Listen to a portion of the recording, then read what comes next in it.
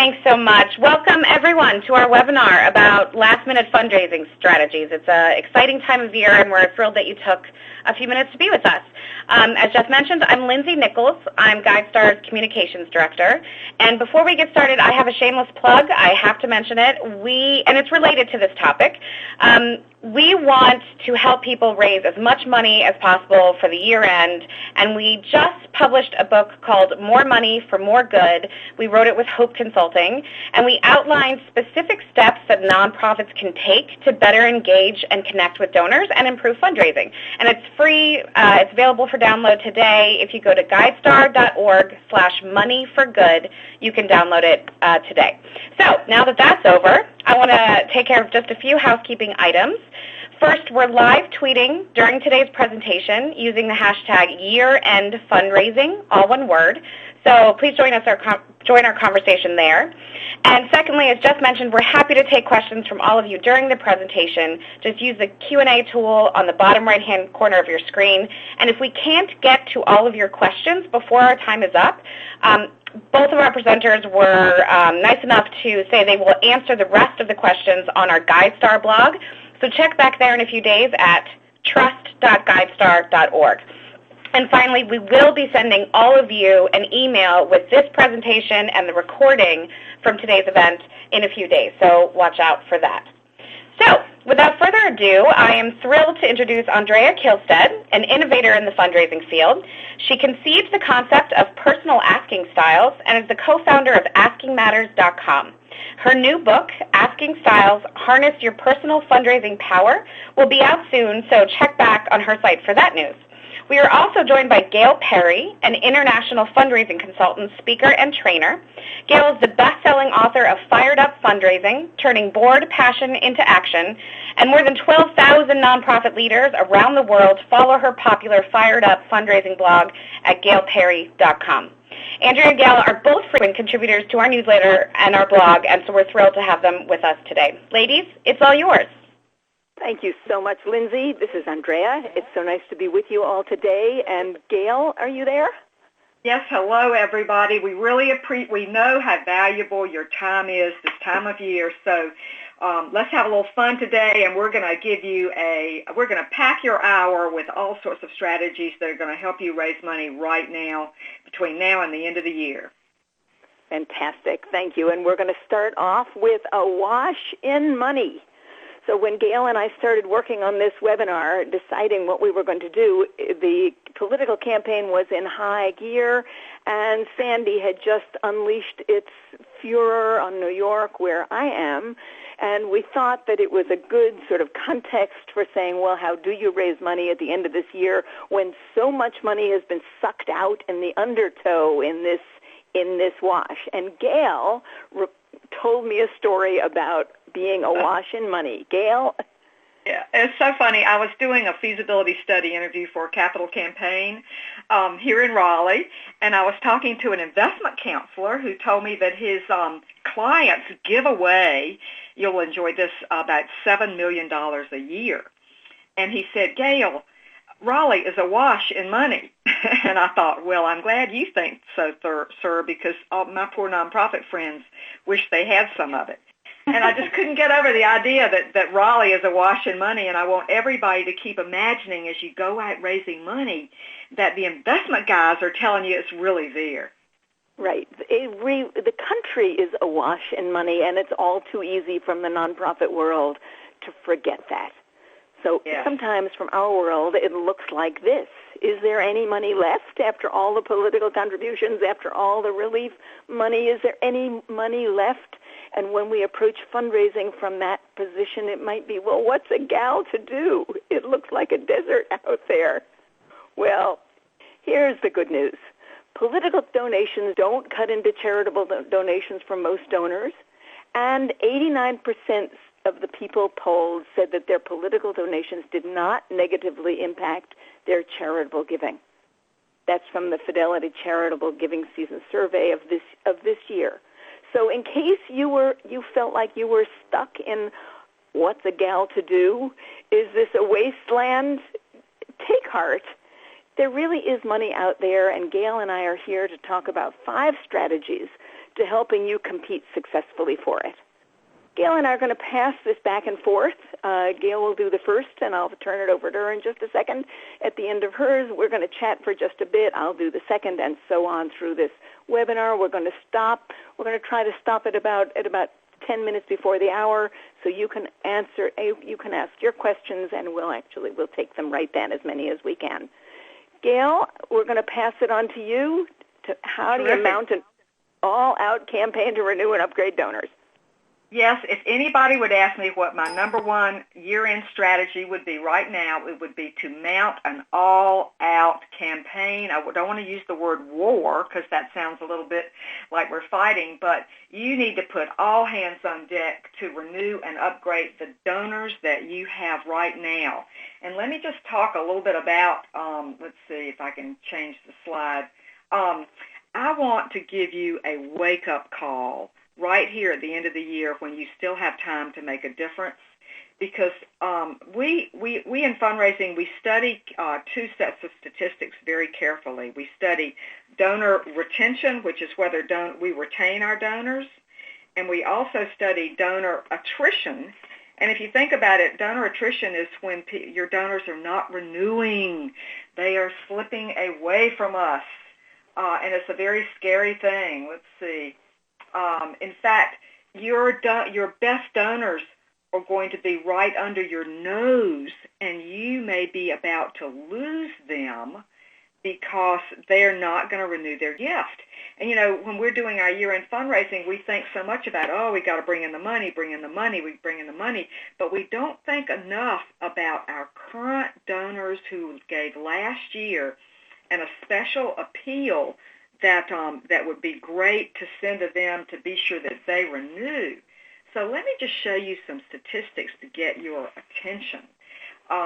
This is a very interesting study. AFP does this study with the Urban Institute every, I think, couple of years, and it's called the Fundraising Effectiveness Survey.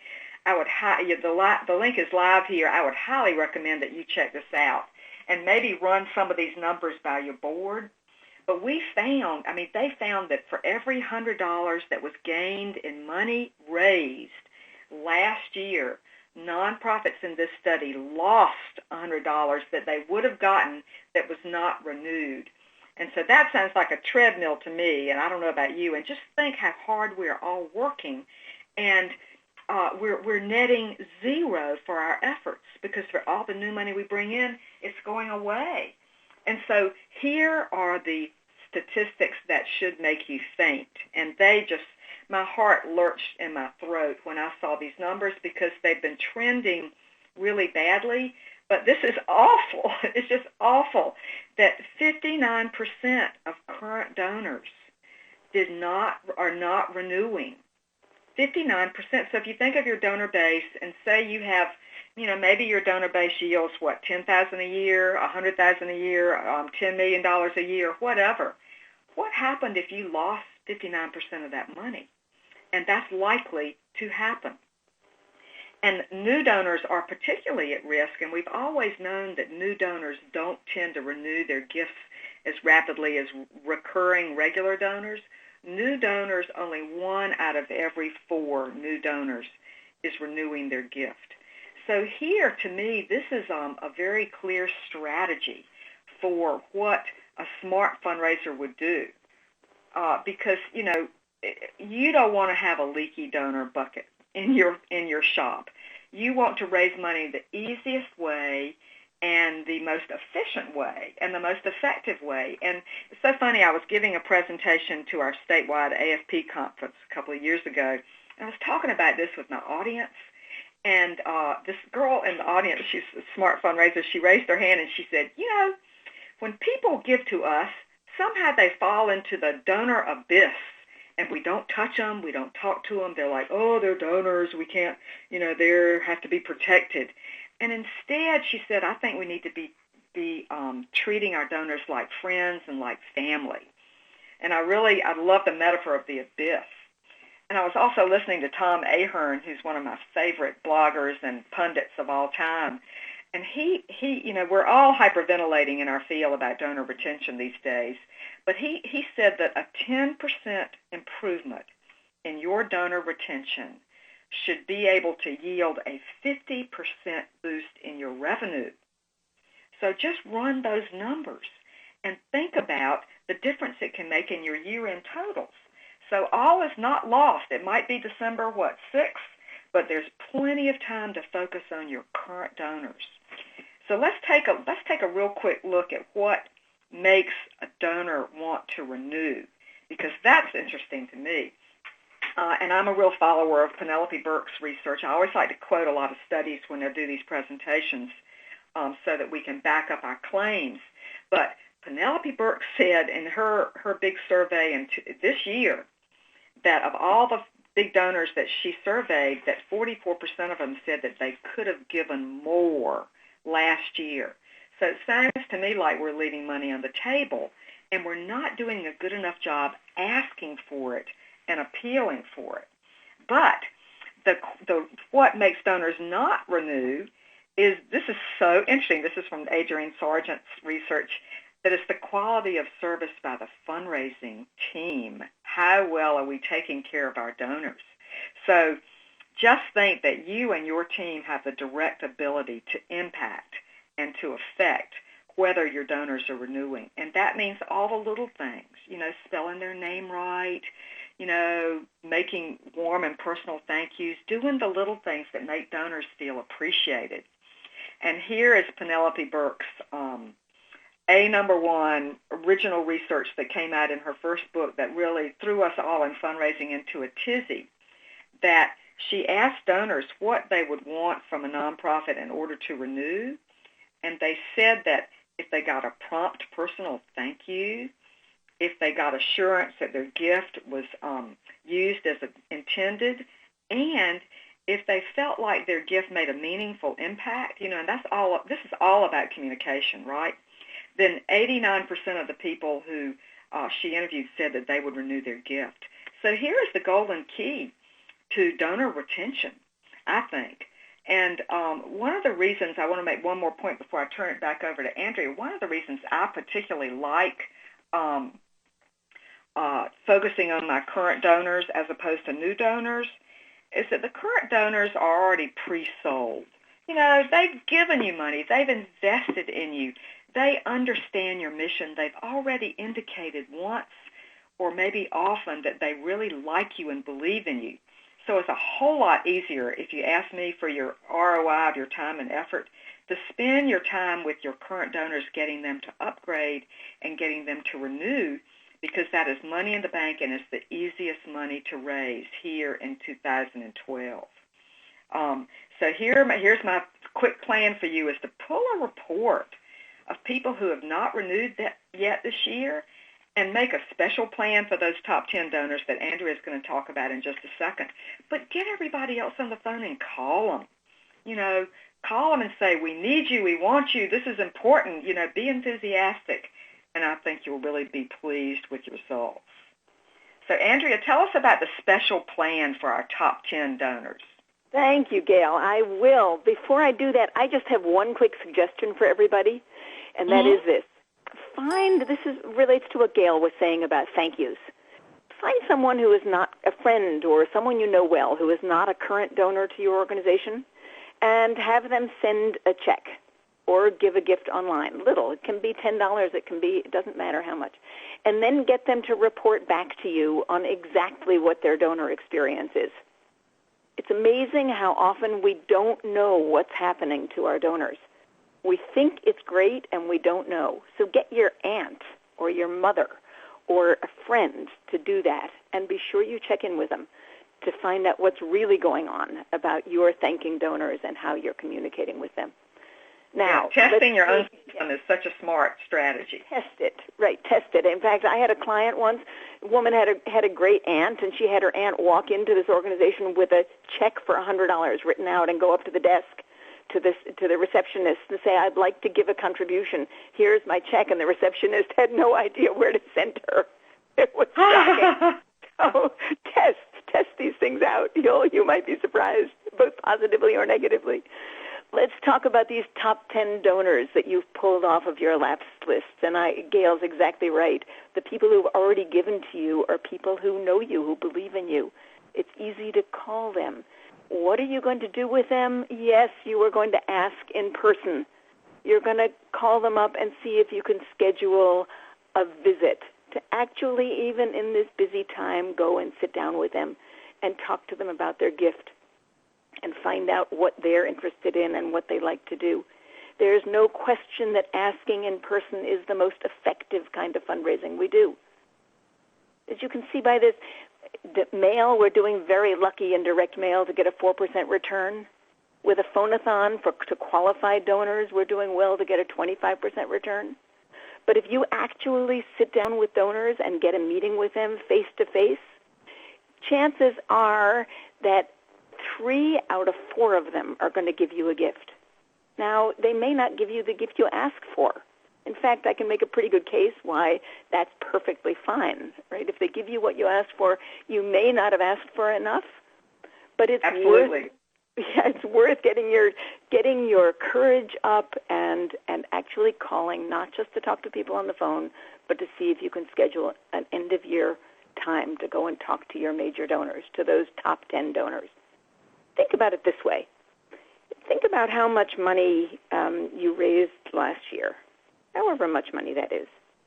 And think about how much time you spent doing it and whether you have any time left over. Now, chances are most of you will say, no, I have no time left over again.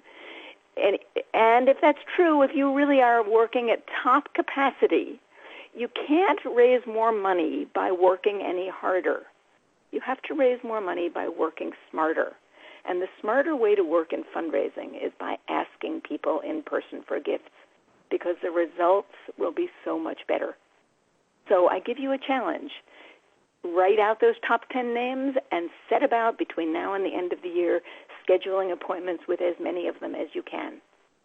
Now, you of course won't want to do this with all of your donors. You want to do this with the people who have the greatest capacity. If you look here in your top donors, it really is your major gifts. These are your major donors that you want to be asking for gifts in person, right? And if you do, you can see your major donors, you're going to get 60% of your money comes from a relatively few donors. So you actually can make a big difference even now at this very end of the year. Whether you're an introvert or an extrovert, you can become a comfortable asker. And I've spent the last bunch of time, a couple of years, 2 or 3 years, really developing a way of thinking about asking to help make you, whatever your temperament or personality, more comfortable. It came from the idea that we are all different. And I'm sure that, you've taken Myers-Briggs or other personality tests, and you have a sense of what you might be. Are you competitive? Are you a team player? As here with the Rainmaker, I'll go over my grid very quickly with you. Are you in the moment and creative and courageous? We're go-getters. I'm a go-getter. Are you a good listener?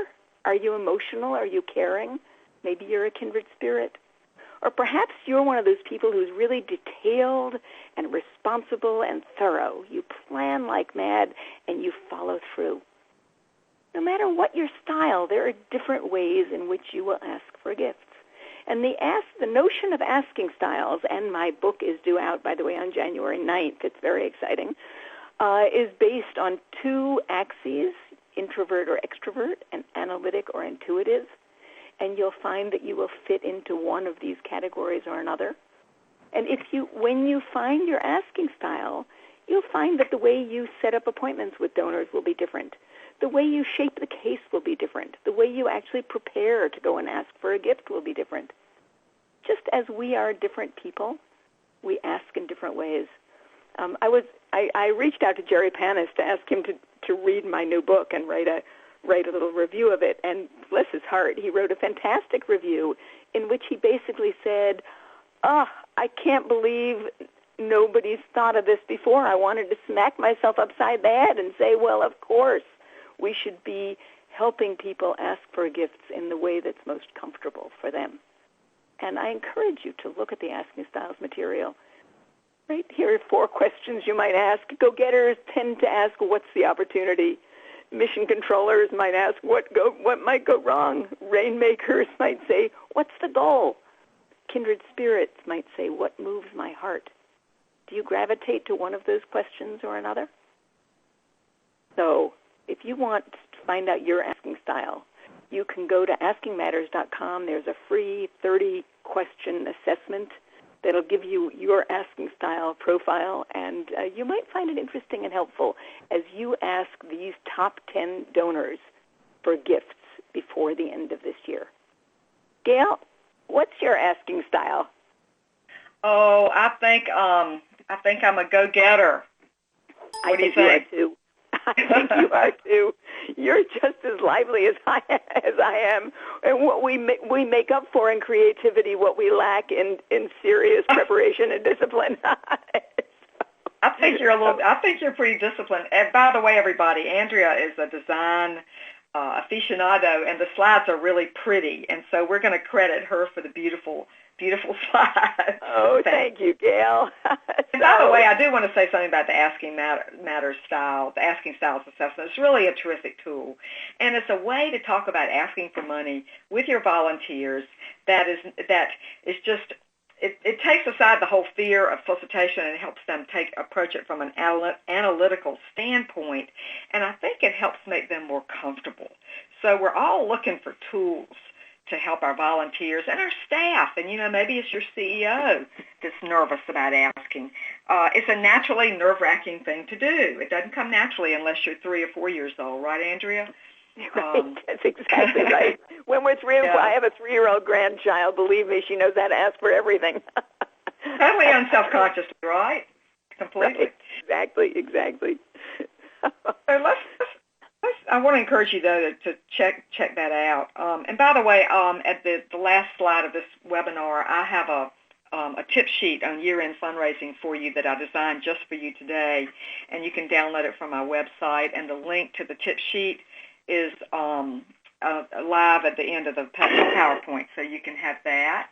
But let's talk about, this is really interesting. Let's talk about the Boomer Gals. If you want to know who is giving this year, guess who's giving? It's the women. The women are the ones who are giving, and this is a study. You can tell that I read a lot of studies, and I love the research. The Women's Philanthropy Institute at the Center for Philanthropy at Indiana, that's a big, of course, philanthropy center. And they found that boomer and older women more likely to give to charity, and they give more than their male counterparts when other factors affecting giving are taken into consideration. So isn't that an interesting piece of information? And first of all, let's look at the age range, because I find this chart to be really interesting, because we've got the millennials, the Generation X's, the boomers, and the silent and great generation donors. And here, this data, here's an analysis of the average amount of gifts, the total giving per household of these different age ranges. And you can see maybe for the first time that boomers, the gifts coming out from boomer households are larger than those from the silent and great generations. We're probably starting to lose those older people. And, of course, the boomers are, gosh, Andrea, how old are the boomers? Up to 70 maybe? No, maybe, I think the boomers start at like 67. 67, I think. And go down to maybe 55. 67, I think, are boomers. Mm-hmm. And so so it's important when you're writing your appeals to think that, to write them, you may be a younger staff person who's used to talking in slang and computer shorthand, but a boomer is going to be writing the biggest gift, and so you want to write for them. And then you also want to write for women, because look, here's another stat that threw me on the floor, and I thought, hooray. So I always thought that women were more generous than men.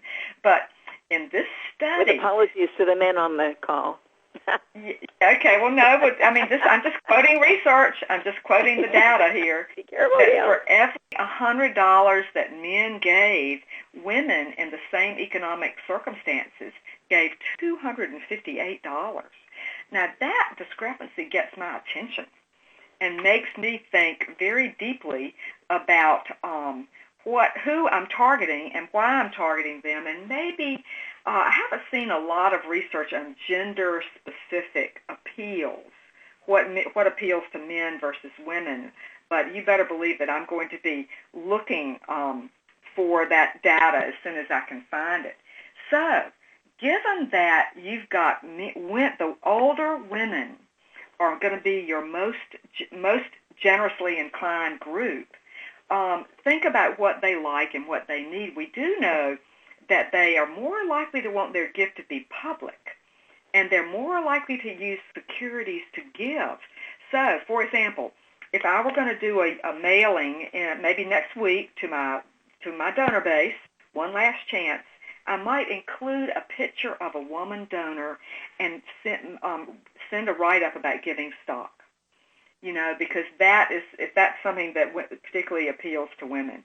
And they're also seeking guidance from financial planners, which means that they're being very deliberate about their assets and what they're doing.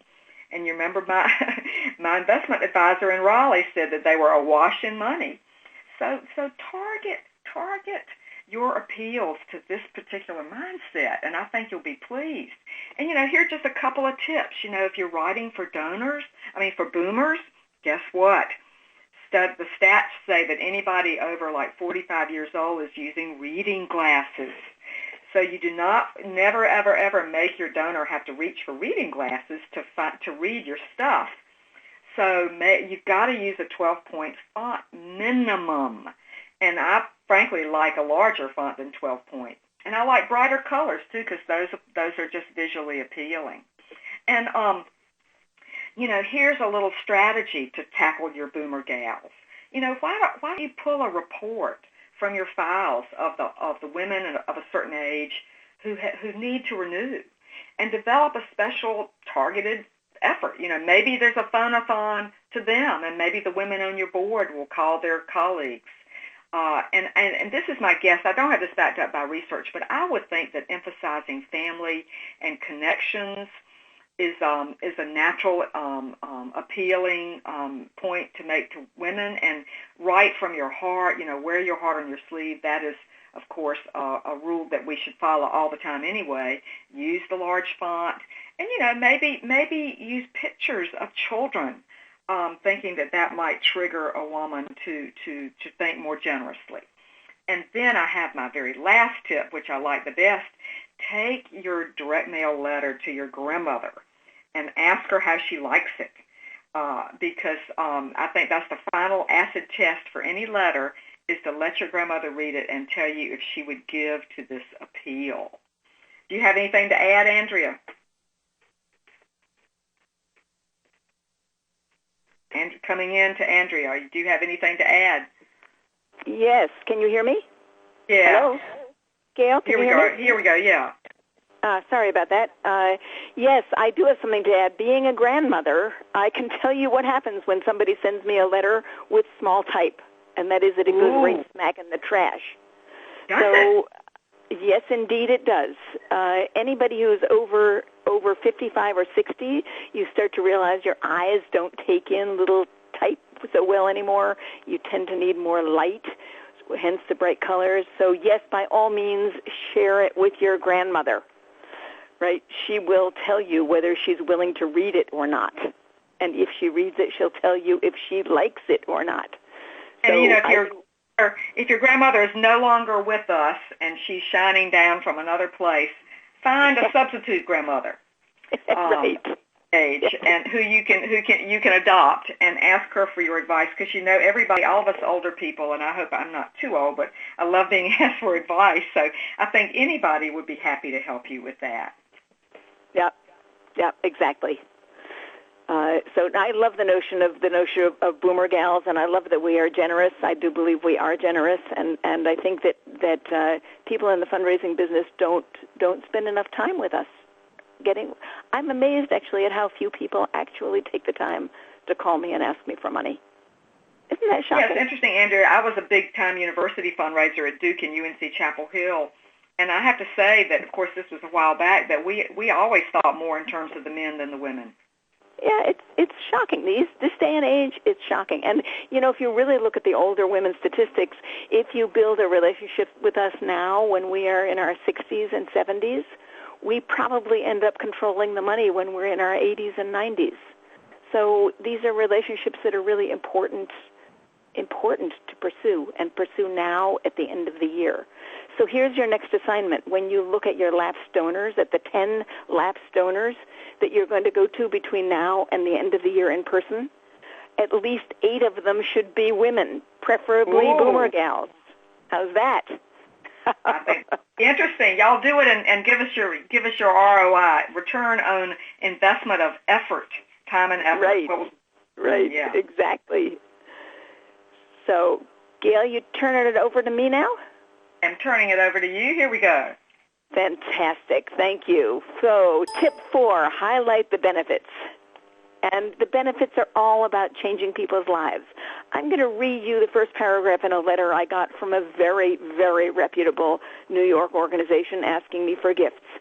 It says, "Dear Mrs. Kihlstedt, we are so grateful for your commitment to the blah-de-blah museum and its mission, which is why I write today to ask you to consider an additional gift of $50 to the annual fund." Hello. Your fully taxable deduction is particularly meaningful as the 2012 year comes to a close. This is a big organization. If I told you what organization it was, it would shock you. Is that any way to start a letter? You've just given, that's why you should give again? How's that? Huh? That's something, huh? So I'm here to tell you now that it's really important right up front to highlight the benefits. What are the benefits? Well, to understand benefits, let's take a quick look at features, which are not benefits, and we're going to look at the features of a fork. I love looking at the features of a fork. So here are the features of a fork, and you all know this. Smooth finish, 4 tines, 6 inches long, it's metal, it's curved, it's on a red background. These are the features of a fork. What are the benefits? Easy to clean, snags food, snares food, it fits your hand, it's durable, it doesn't hurt your mouth when you put it in. If you really push the benefits of a fork, you might even say that it keeps the influenza from spreading because people don't have to pick up their food in their fingers and share their germs, right? Benefits. This is a really interesting, simple way to look at benefits. Features describe your organization. Benefits describe what it accomplishes. Your organization's features are its buildings, its programs, its years in service, its staff, its systems, its plans, its budgets, all features. Now, maybe you'll want to talk a little about features, but to the extent that you can, stay away from features and talk about benefits. What are your organization's benefits? Of course, they're the lives you touch. It's the fact that what you do makes a safe community, right? It's the crises your organization avoids. It's the happy people that you cause. It's the healthy people. It's the strong economy in your community. And if you do 2 things, if you focus on the benefits right up front in your fundraising letters, in your fundraising solicitations, if you focus on the benefits, and if you focus on the benefits to the donor, and let's look at those, your appeals, whether they're in person or writing, will be much more effective. Now, donor benefits. Yeah, we do. We have organizational benefits and we have donor benefits. What are the donor benefits? Well, a donor wants to feel included, right? A donor wants to feel appreciated. You don't have to do very much to make a donor feel appreciated. A donor wants to see results. What's the benefit to the donor? That sense of having your heart swell and pride is the benefit to the donor. A donor wants to be invited. A donor wants new opportunities to meet people. A donor wants to have a sense of having a warm heart, right? These are donor benefits. So your appeals, whether they are in person or whether they are through the mail, need to focus on your organizational benefits and your donor benefits. Now, among organizational benefits are not things like our organization was founded in 1950, and after all these years we're still doing great work. Oh, yuck. Do I really care if it's your 20th anniversary or your 50th anniversary? No. I really care that you're doing good work and that you tell me something about what it is you're doing. and I really care that you make me feel as a donor included. Right? One of the key things, goes back to Tom Ahern, one of the key things that Tom Ahern says is take any letter you write, take any communication you write, and circle the number of times in that communication you use the word you, Y-O-U. If you have a lot of red circles in your letter, it's probably a good letter. If you use the word we or I, it's probably, and you circle those, there are a lot of those, it's probably not so good because you won't be focusing on your benefits or your donor's benefits. Right. Now, going back to Penelope Burk, Gail's favorite, Penelope Burk reminds us that if you highlight the benefits, you will do this. No, do not raise money because of tough times. Only something like Sandy can do that. Only a great catastrophe can raise money because of tough times. You can't. You need to raise money because you're doing something wonderful that's going to make a difference in the world, and you need to communicate that message to your donors in everything you say to them. Imagine how my museum, how different that letter would be if they began by saying, this morning I walked through a gallery and I saw a young person crying in front of a painting. And when I went over and asked them why they were in tears, they told me how moved they were by the scene they were looking at. Can you feel a goosebump? Is that better than saying you gave, now give again? Of course. Gail, you have something for that? Oh my gosh, I can hyperventilate about this one too. Because what I get so upset with about nonprofits is this lofty language stuff, and I do call it bunk. It's just bunk. And but I tell you, it's a challenge sometimes for. I bet we've got a bunch of smart staffers listening in today, and sometimes smart staffers know exactly what to do and how to write it, but their executive director waters down the emotion and waters down the power of the appeal. And I think our biggest challenges is to equip smart staffers with the data to sort of do battle with the people. I guess the word is self-righteous or self-appointed fundraising experts that they work for.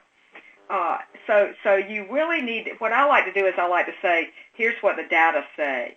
Start a letter with an emotional story. Do not start a letter with something ponderous about our 15th anniversary or our 30th. For 2,000 years, we have been serving the people of our community, blah, blah. You know, and the letter you quoted, the one that we didn't like, said, a gift at this time of year is particularly meaningful. What do you mean? That's blather. Meaningful to whom or what? You know, it's just meaningful to them because they need our money for their budget to make their budget. Right? Do I really care about that? I don't think so. You know what I call that? I call that lazy fundraising. Right. Lazy. Right. Because people are not taking the effort. If you saw who this letter was from, you would gasp. I promise you. Oh, dear. I won't.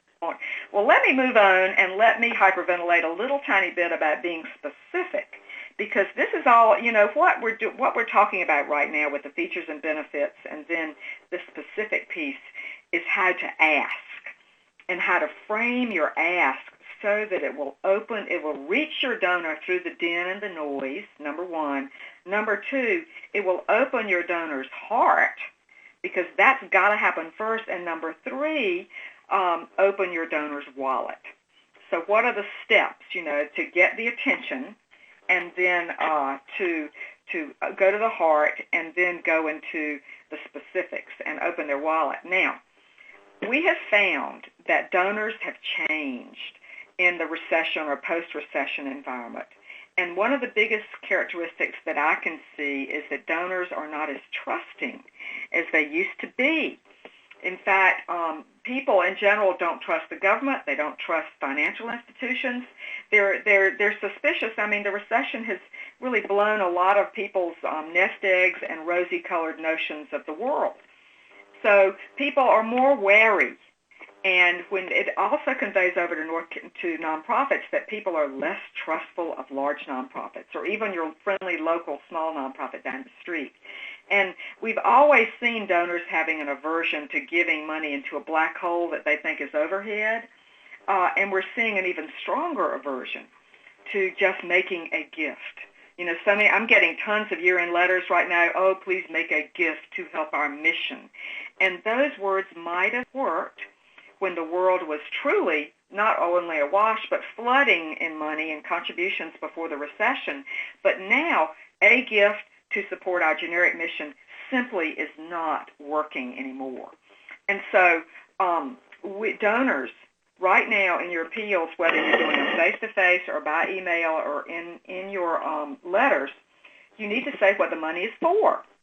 And I don't know what's wrong with that. Why don't you say we need to raise $100,000 so we can do these three things? Because that really does appeal to a donor, because they say, oh, I want to be part of this. I want to help, feed 15 extra people or clothe 1,000 families or whatever. And I'm pulling up a slide from Charity Water, and you're probably familiar with Charity Water, and Charity Water is probably the best communication and marketing and web design nonprofit that I know of. I'm sure there's some better, but we are amazed at the power of Charity Water, and you can't really see it here, and I can't see it well enough even to read it. I'm supposed to read this, but it's a tiny little screen. I can't read it, Andrea. Can you read it? Yes. What do you want me to read? Rwandans overcame the darkest time in their history and together rebuilt their nation. Now they're working to give clean water to every single person in their country. This September, you can help. This September, help us raise $1.7 million to give clean water to 2 sectors in the Rwandan district, in the something district of Rwanda, where people walk up and down mountains just to drink from dirty rivers. Clean water means time, health, and opportunity, but for Rwanda, it means much more. And, I would like to count the number of words in this appeal. And let me just check through the various things that they've got. They've got a story. People are walking up and down mountains just to drink dirty water. Now, how many words is in that? Maybe 8 or 10 words. And Puemo, you have got a visual image. I see these poor people walking. I go, oh, my gosh, I want to help them.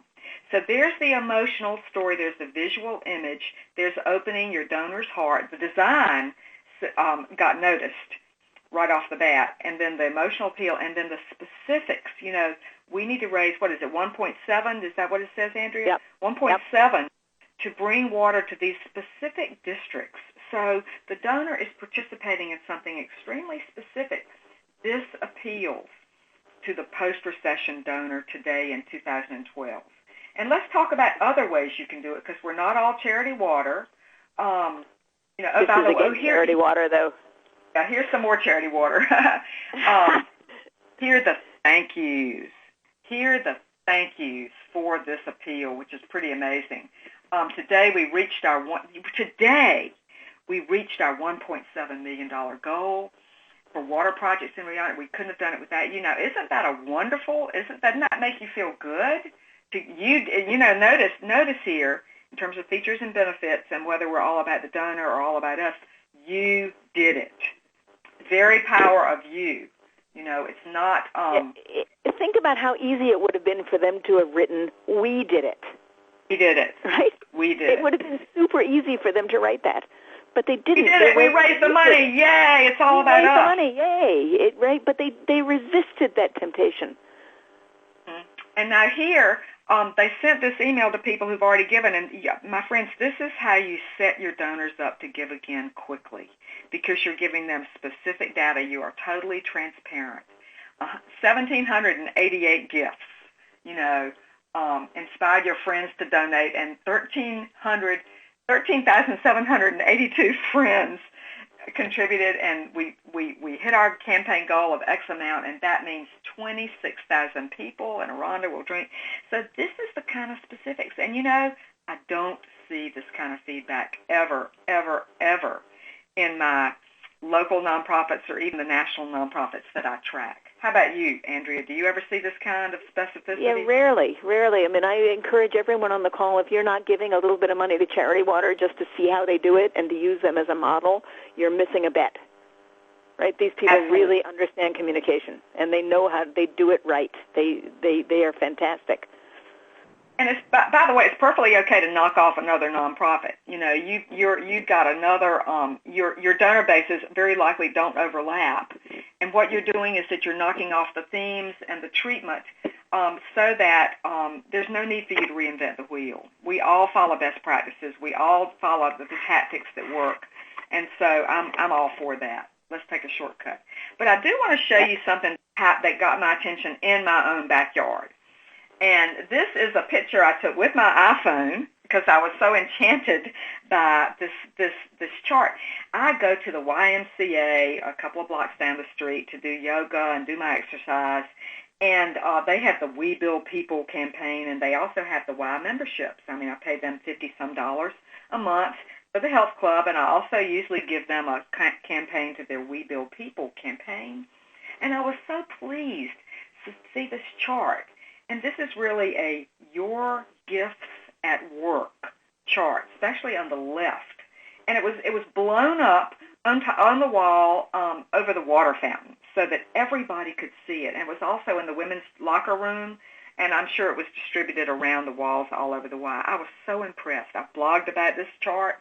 And let me just say that your takeaway is, and I would say that this might be the most important page on your website, and the most important page you share with your donors. And remember, Penelope Burk said, tell your donors where your money is going to go. So send your donors something that says Your Gifts at Work. And who knows, maybe when you send them a donor report or an annual report, maybe you should retitle it. Instead of saying, our institution, sailing high forever, it's all about us, say, Your Gifts at Work. And a quick story about this, I was working with a very prominent charity up in the Northeast, working with probably billionaires on their board, and I was talking about the importance of using Your Gifts at Work on the website, and this man, who knows how much he was worth, said, it didn't say a word the whole time, but he said, absolutely. And so we got a blessing from probably the billionaire in the room on that one. So here's how you are specific in your letter. Our goal is to raise a certain amount of money by the end of the year so that we can help a certain number of people. And this is the way you do your year-end appeal. So you're showing them measurable results. We know that donors give to measurable results, and we are proving that we are effective. You know, 9 out of 10 donors say that an organization's effectiveness is important. Oh, and here, y'all, here's the link to the More Money for More Good study that they were talking about at the beginning of our session. Please pull this down. This is worth your time, even this busy time of year. I was thrilled to see the data, and it's an important snapshot of where donors are today, because you need to remember that donors are changing, and we have to change our tactics so that we can keep up with them. And so let's go to some bonus. Do you have anything else to say about this before we talk about our bonus tactics? No, I see our time is running and people have questions, so let's cook right through these. Quick. Bonus tactic number 1, take your home landing page down the last 2 days of the year and put your donation page up as the landing site, because probably the only person visiting your site the last 2 days of the year is going to be making a gift. Yes. Whoops, I went backwards. Andrea, you want to take the next one? Sure. No, I want you to take this one. I'm going to take the last one. Send your donors a creative thank you. You need to be planning your thank yous right now. I know it's busy, and you might be closed the last 2 weeks of the year, but you can draft a charming, personal, heartwarming thank you, and that will set up your donor to give again. So, Andrea, you're next. Here's the last one, and I do this in honor of my friend Gail Perry, who says, when in doubt, throw up porch party. And if you look at these people, we've got a bunch of boomer gals here. We've got a bunch of people who are engaged in doing something for the organization. You can highlight the benefits, and while I am not particularly in favor of big events, I think they're just hugely time-consuming.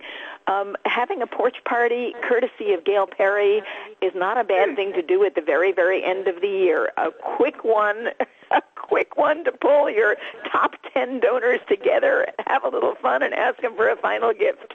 How is that, Gail? Have a little fun. When in doubt, throw a party and make it fun for people, and they will be part. They will flock to you. We're not having enough fun in this world anymore.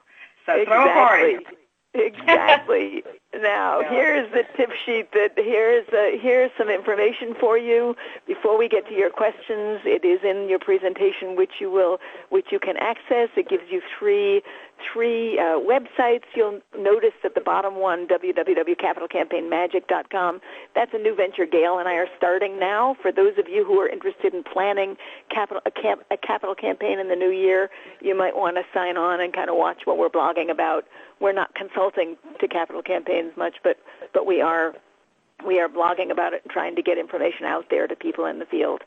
And finally, we want you to remember that the world is awash in money, and if you are very clear and specific and benefits focused, and if you go and talk to your donors face-to-face and one-on-one, you can get that for your organization. Gail, before we take questions? I think that you need to be optimistic and imagine the water metaphor, and let's just think about all those sparkles in the water being money, and you need to be opportunistic, and you need to be efficient and effective, and follow the best practices. They'll save you an awful lot of time and energy, and I say go forward and go change the world, and we are one with you, and I'm so honored to be able to coach and share my knowledge with everybody today. So let's take some questions. And Gail, I'm honored to be able to do this with you. Oh, well, thank you. I love working with Andrea. It's a kick. So, Lindsay, questions. What do we have? Oh, I love it. This has been wonderful. So we've got a bunch of questions. We'll get to as many as we can before our time's up. And again, hopefully we'll have more answers on our GuideStar blog later. So, first question is, is the asking in person better and more effective when it's a renewal or an acquisition? Well, asking in person is effective. Let me just say that for starters. If you can actually get in to see a donor face-to-face, it will be a much more effective way to spend your time than just sending them remotely. It is harder to get in to see a first-time donor because you don't know who they are, right? You're harder to see somebody that you have no connection with at all, harder to get their time. So by and large, what we're looking to do when we meet with someone and ask them in person is to build that relationship. If you can do that with somebody you know is interested, even if they haven't given, fantastic. But I would focus most of my attention on building a relationship that's face-to-face with the people who already give. That's great. I agree. There's a question about messaging and really what the differences are, that aside from length, what's the difference between messaging for a printed appeal and an email appeal? Gail, you want to take that? Yeah, email, you've got to, first of all, you want to take a look at every single word, both in your printed and in your email appeals, and edit down every word that you can possibly eliminate. But for the web, you have to use fewer words. If something shows up as a block of copy, for the short attention spans of the web reader who's in a hurry, you're going to lose them. So you really have to, for web appeals, use just the fewest words absolutely possible, and visual images and videos if you can, because the appeal that we saw here was an email appeal from Charity Water, and you could see all the white space and the very careful use of words. Great question, very smart question. That's great. Okay, another question is, once you know your asking style, what's the very next step? What's the next step? Well, that's a fantastic question. First of all, just knowing your asking style and having some very small idea. You can get this just on the Ask Matter site. Having some idea of what your strengths are. The very next step is to say, how can I use my strengths? Right? This gets, rather than saying, let me try to be like my donor is, which is what we've been saying in the field for years, what it says is, here are your strengths. If you're a mission controller and you are detail-oriented and you're a planner, you will want to look at every detail before you go and talk to a donor. You will want to have a very tangible, concrete plan about how you're going to approach them. If you're a go-getter or somebody who is not so analytic, you don't need to do all that detail work. So knowing your asking style, even at a very rudimentary level, gives you permission to function in the way that suits you best when you go and talk to donors. And underneath that is the idea that donors respond best to authentic conversations, when you really are being yourself. And if you are being yourself, you will be more effective at picking up the clues for what a donor wants and needs than if you're trying to mirror them in some artificial sort of way. So know who you are, use who you are, prepare in a way that suits you best, not in the way that other people might.